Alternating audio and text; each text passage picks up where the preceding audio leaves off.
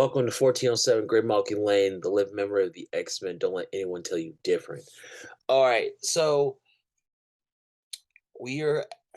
This review will be of the final issue of Vita Ayala's New Mutants tenure.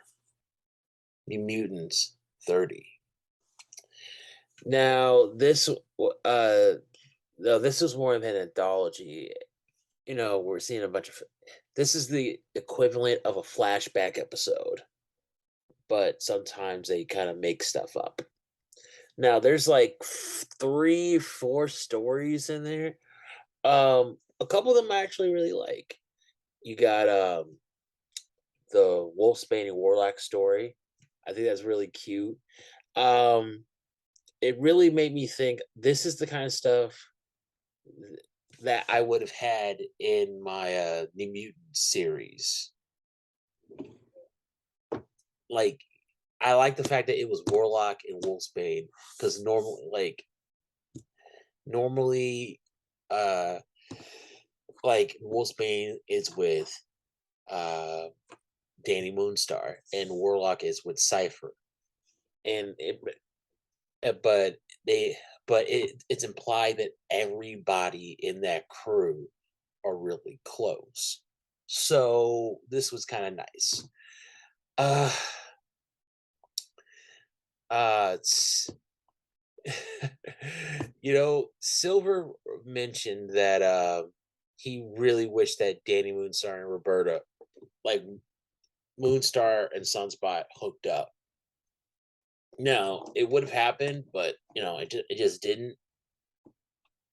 And we get like a nice little story of how they're friends.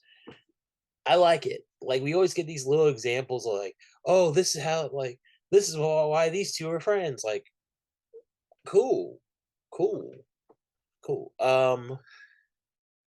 Another one. The one I didn't really like was the Karma Shatterstar one. Now, I think it's really cool. Okay, all right. The This whole thing, I remember when it happened, and when that happened, like, all right, you get to this panel. They say, "Oh, I'm with my two girlfriends." Now, I think the interpretation of this has just as kind of like it's two ways you can see it. Because when I was a kid, I thought girlfriends like, oh yeah, these are my friend girls. Like, they're my female friends. But I guess over the last 20 years, that's been completely it's taken a whole new life. It's like, oh yeah, Karma was totally admitting that she was a lesbian. Okay. And that wouldn't have shocked me.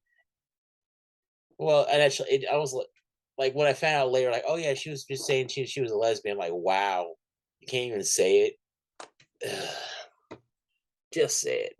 But the whole thing with Karma and Shatterstar mean like they've never, from what I remember, they have never met. They've never been on a team at the same time. So this is Vita changing certain situations, and